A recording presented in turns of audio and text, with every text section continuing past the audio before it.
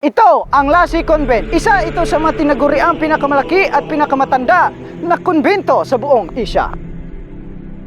Matatagpuan sa tahimik na timog silangang bahagi ng isla ng Siquijor sa Pilipinas ang isang kahangahangang patunay ng kasaysayan at arkitektural na kakayahan, ang Lassie Convent. Matapos harapin ang pagsubok ng panahon, lindol, likas na mga kalamidad, ang strukturang makasaysayan ay naging tagapagtanggol ng kasaysayan. Itinayo ito noong 1884 sa ilalim ng mapagmasid na mata ni Kastilang monghe na si Fray Toribio Sanchez. Ang Lassie Convent ay isang simbolo ng lakas at pangarap. Ang pundasyon nito na gawa sa pinakamahusay na materyales ay nagpahintulot sa kanya na masalanta ang mga bagyong sumalanta sa kanyang mga pader sa loob o higit sa isang siglo. Isinailalim sa state of calamity ang lalawigan ng Siquijor dahil sa pinsalang iniwan ng bagyong Sa Pam. ngayon ay nakataas ang public storm warning signal number 3 sa Siquijor, Southern Cebu. Sa loob ng mga taon, ang makabuluhang dalawang palapag na gusali na ito ay itinayo na may impresibong sukat na 42 na metro pahaba at 38 na metro pahalang.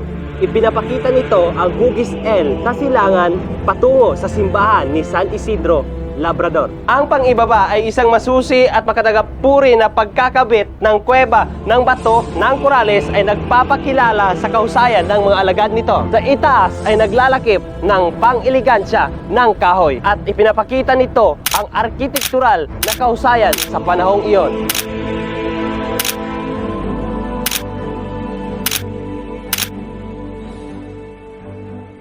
Isang matirik ng bubong na koronado ng isang balangkas ng kahoy at tinakpan ng may galvanisadong yero ang nagpaparangal sa obra na ito. Nang matapos ito noong 1891, ito ang naging simbolo ng dedikasyon, isang monumento ng katapusang kasanayan. Gayunpaman sa paglipas ng mga taon, ang pag-aalog ng panahon ay unti-unting nagdulot ng anino ng pagkakasira sa makasaysayang tahanang ito.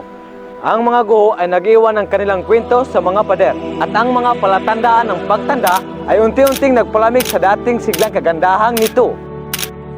Kilala ang kahalagaan ng pagpapreserba sa mahalagang yaman ng arkitektura at dito'y nanindigan ang pamahalaang bansa ng Pilipinas at ipinagkatiwala nito ang pagsasaayos sa mga kamay ng National Historical Commission of the Philippines o NHCP.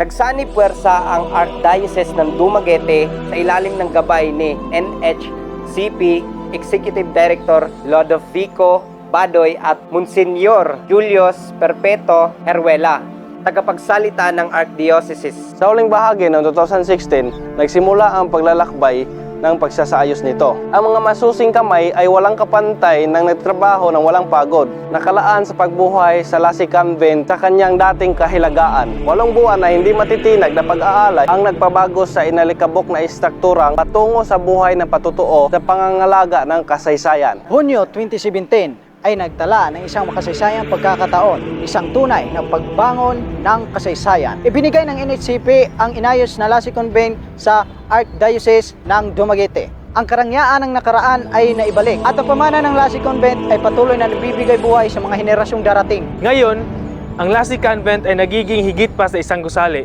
Ito ay isang ilaw ng pagtibay, isang patutuo na dedikasyon ng isang bansa sa kanyang pamana. Habang ang araw ay naglalaho sa isla ng Siquijor, ang silueta ng Lassie Convent laban sa kalangitan ay nagkukwento ng isang kwento ng kasaysayan na nakuha muli. Isang pamana na natipon at isang naharap na pinasisigla.